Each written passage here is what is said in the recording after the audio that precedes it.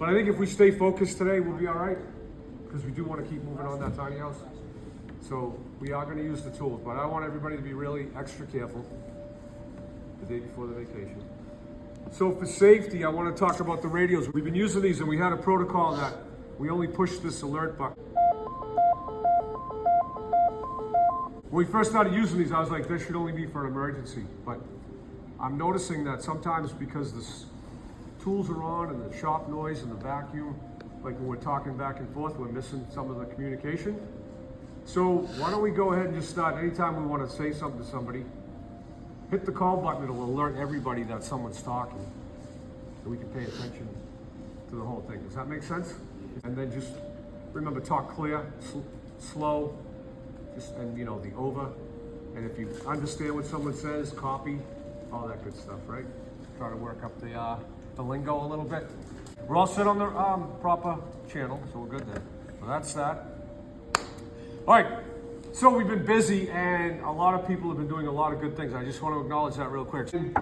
All been involved in cutting and prepping and getting this material ready for all of our windows and for our face frames. So we're all learning how to do face frames. And the other day, an administrator was in here and asked us, one of my seniors, what do you call that part? And he was like, oh, I don't know. But he didn't know, and no big deal. But the lingo is a face frame. If you come over here to the stairs, you can see right here. So we've been doing these face frames now for a little bit, so everybody's aware of it. I want to show the stair here. And outside the furniture, you guys, we know how you built the setting for the area where you come into the living room, all face framed out, the windows. Then up here, you do the face frame to the stairs, and that ties that all in. So we're starting to learn the language, okay? So that's good. Now, let's talk about our quick builds. So first couple days of the week, we had the request for these benches, and they needed them by May 1st, and I asked you guys to get on it and take a small bench and scale it up. And you did that on your own, and there they are, and they were done in 2 classes, so not bad, right? 3 hours, this whole crew right here, but good job. And then we had people get involved with this polyurethane and all that, right? So we're doing good work, okay?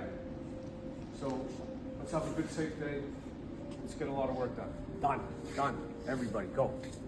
One more thing, I'm noticing trouble with people with their eyewear coming in, finding people without their eyewear, or people going outside and then come in without it, you know, between here and there. When we're in the shop, we have to have our eyewear on. When we're in the tiny house, we should have our eyewear on when we're working, right? If you're not working and you pop them up on top of your head and you have a conversation, that's one thing. But when you start to use the tools, bring it down, right?